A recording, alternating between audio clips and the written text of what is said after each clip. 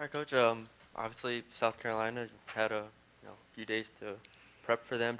What's the overall scouting report, obviously, of the talent that they have? You could probably tell me yourself, right? That's how good they are. Um, I don't know the last time they lost at home. Maybe December of 20. It's been a long time since anybody's beaten them there. They haven't been beaten this year. They've played everybody they could. Um, Tremendous depth, big size, tall, experience. They know how to win, and we just hope to go in there and just play hard and fight and see what happens. Coach, I didn't have a chance to look at all the stats, but in that last game, turnovers certainly appeared to be an issue. Ugh. Um, to me specifically, it looked like the quality of the passing was to blame. Just curious, how much has that been a point of emphasis this week? Well, it wasn't just this week. It's been a lot, and it's probably the most frustrating thing in my coaching is just unnecessary turnovers. And I love Alexis Morris. We can't win without her, but she'll be quick to tell you 9 turnovers. And yet, if you didn't have her in the first half, you may not win that game at A&M because she was scoring the ball. But you got to be stronger with the ball in your hands. You got to make good decisions. You can't have soft passes. But it was frustrating, and it has been frustrating. Bless you. Coach, obviously no one's going to win a national championship Sunday, but this may be the most hyped game LSU's ever played in the regular season. How have you been dealing with it Simone even was up here for a statue and said, I can't wait till LSU plays South Carolina. So how did they approach it? It doesn't seem like just any other game, but how do they approach it and not make it too big? We won't allow it to be too big. Now, we love the hype. We love the recognition. I think it's good for women's basketball. It's good for both programs. You win the game, it means nothing. You lose the game, it means nothing. I think the only thing it really does is it gives you a leg up on winning the SEC. There are bigger games for both programs down the road. But you love the sold-out crowd. You love the media attention. The Super Bowl Sunday adds to it. You might gain some fans that wouldn't normally turn on a women's basketball game. And I'm glad that our name, LSU, is a part of this. No matter what happens in the game, it's positive for you in a lot of respects. It's a positive for you in getting the person back in Louisiana to buy a season ticket. It's positive in recruiting. There's more positives than any negative. The only negative is, somebody's going to lose the game, and I don't view that as devastating. I just view that as that's why you play. Somebody wins and somebody loses.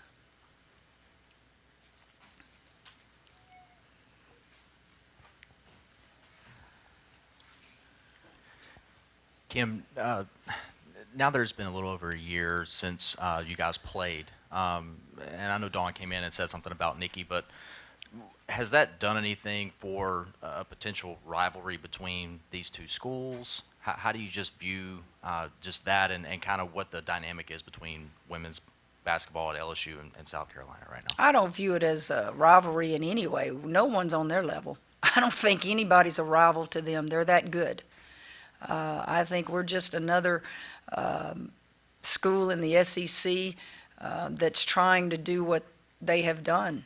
But no, and the comments that Nikki made, you would have to ask her exactly what she meant. I didn't take offense to any of that. How much is a reflection of what South Carolina is Dawn as a player? The same type of toughness. Just yeah. She's a winner. She won at Virginia. She played for Coach Debbie Ryan. I remember Dawn and Tammy Reese, who's now the head coach at Rhode Island. I just remember those two, and then they had the Burge twins later on, and they just had a good run there at Virginia. And of course, you know her Olympic experiences as a player and as a coach.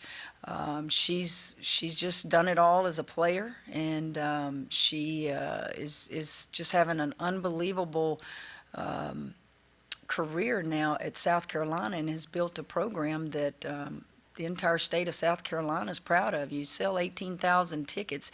To me, I think it's their first sellout this year, and I take that as a compliment to us that people want to see us play too. But at the end of the day, there's going to be a lot of South Carolina people screaming in that arena.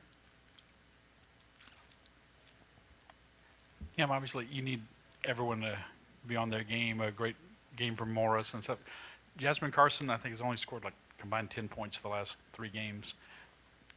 Any thought of maybe inserting like a POA into the lineup for her ball handling and her free throw shooting and that sort of thing, or you don't want to make any changes at Well, this point? you're just talking about the starting lineup. It doesn't matter who plays at the beginning. It doesn't matter who starts. Poa and Poole and Samaya are getting quality minutes at the right time in the game. I just don't emphasize that your starters are your best 5 people.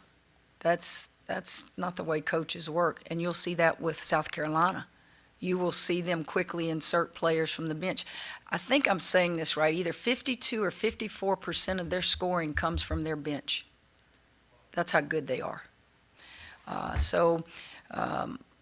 Jasmine can shoot the ball, and she's a threat to be guarded out there, whether she misses shots or not. And when you have a threat out there, it opens things up a little bit more for your bigs.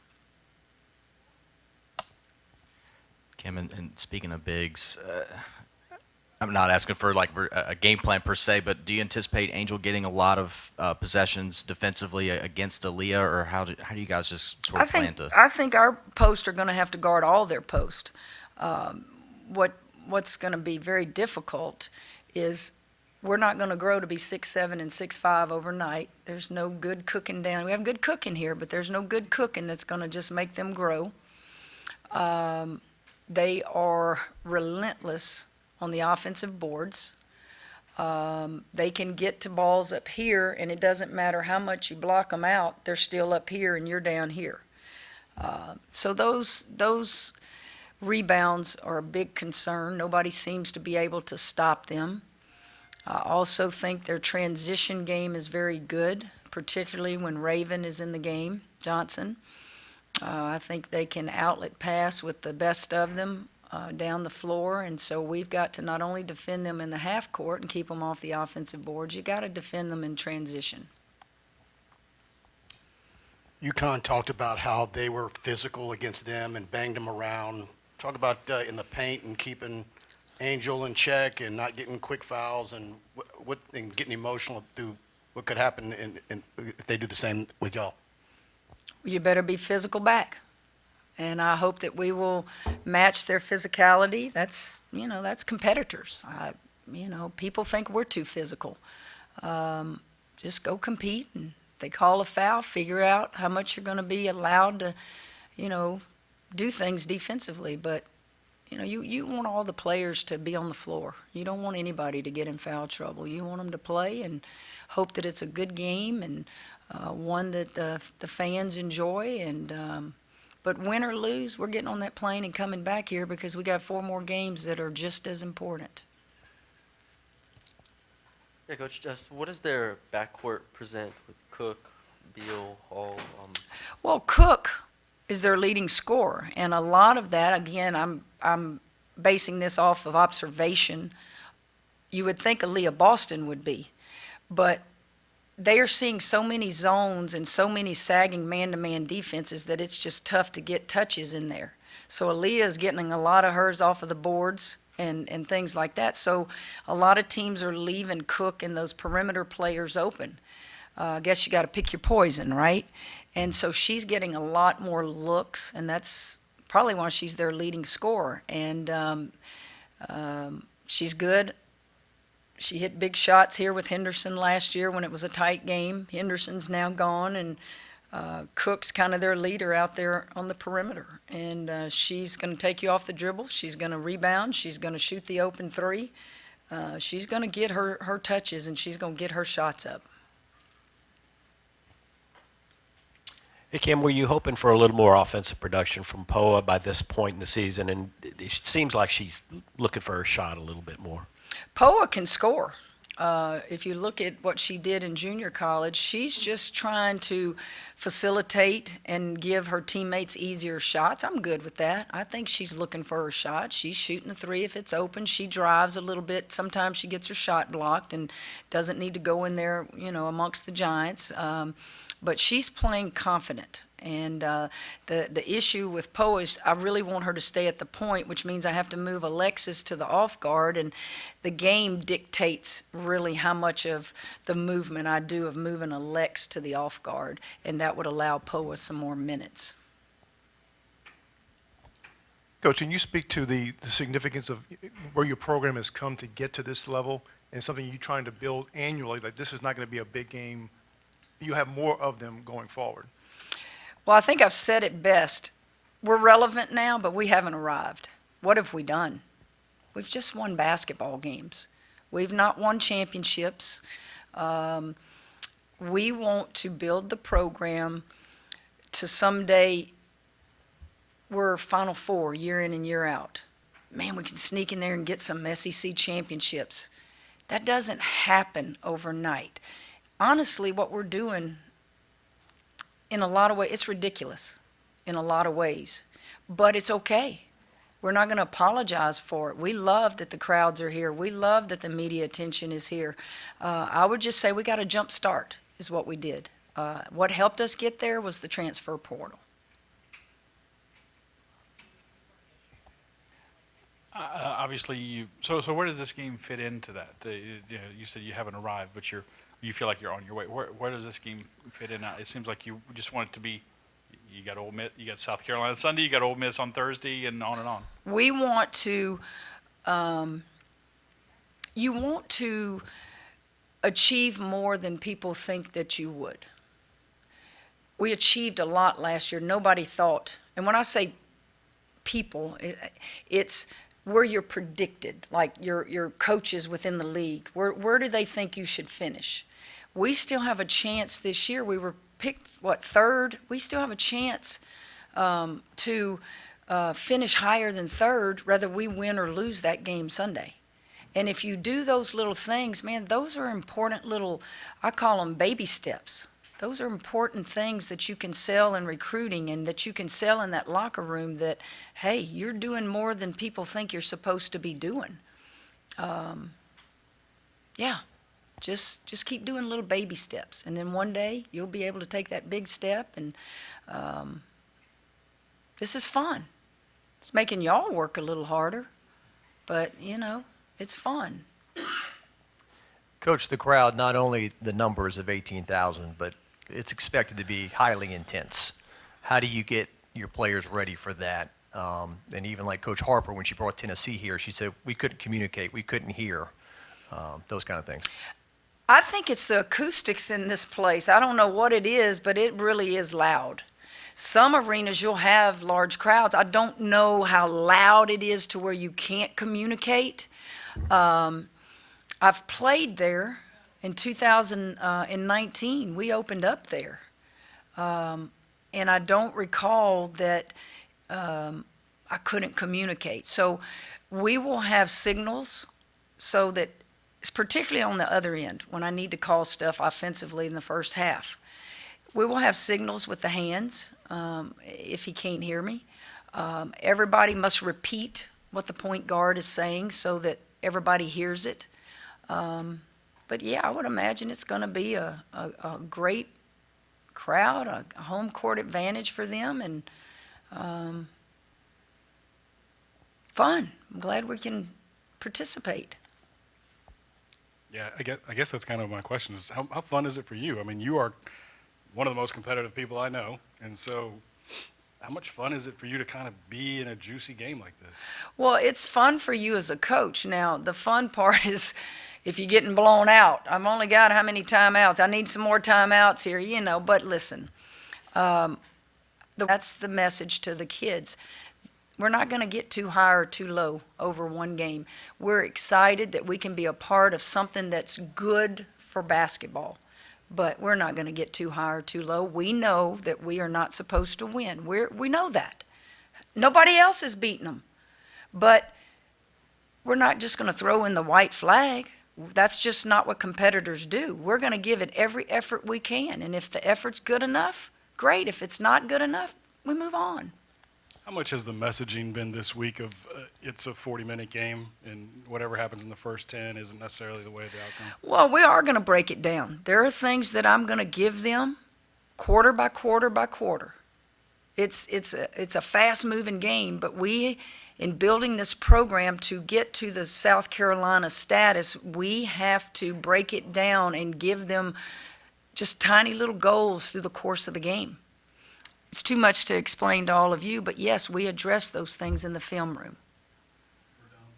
No, it's just you have to be in the film room to see on the court, okay, if you can do this many times in that first quarter, okay, the end of the first quarter, what's the score? All right, just detailed stuff that you're not going to write about and you're not going to understand it unless you've been, with us the whole season. You've been a part of so many big games, in your career. I guess my question is, have you seen teams in the past graduate to that next level after experiencing a game like this? Yes. Now, here's what you hope doesn't happen. So, UConn loses last night. Did they spend all of their energy in that one game? So, we only play 8 players. So, it's been a long season for all of us. I understood exactly what Gino was saying. He said he just could look at them and they just were spent. I don't know exact words he used, but no matter what happens in that game, you have to now prepare that there's more games to be played against good teams. And so that's where I spend a lot of time preparing for the one in front of us. But no matter what happens, we got to get ready for Ole Miss. Because you don't want anything to become the next one and the next one and the next one. And I don't anticipate that. We're a confident bunch. We know who we are. We don't pretend to be South Carolina. But let's go see what we have to do to reach that South Carolina elite level.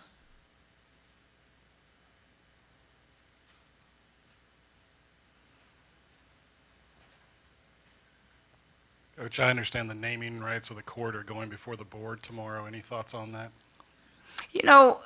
Michael, I don't want to talk about that right now. Let's wait and see what happens tomorrow. But I'll be fair with you. Ask me after all of it settles, and I'll bring Bob Starkey with me, and he can help me because he coached with Dale and he coached with Sue.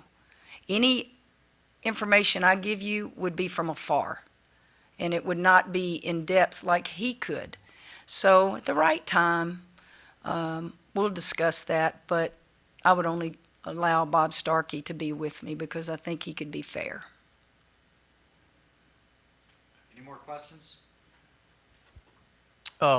Sometimes we say simplistic things like they're going to crash on Angel, so the guards have to make shots. But, I mean, do you expect – it would seem like they put those 2 or 3 big people down low and not let Angel beat them, and Flage and Alexis are going to have to hit. Do you expect that? Jock, they're that good. They don't have to send 2 and 3 to Angel. They're that good. No, I don't expect it. If you watch South Carolina play, they're just good at every position, and they don't get rattled. They're just. I was telling my coaching staff this. I said, I had Kalani Brown and I had Lauren Cox, big girls. And I said, when I look at South Carolina and their size, it just reminds me of those bigs that I had together. I don't anticipate South Carolina worrying about Angel Reese. They're too good to send double and triple teams. I don't see that happening.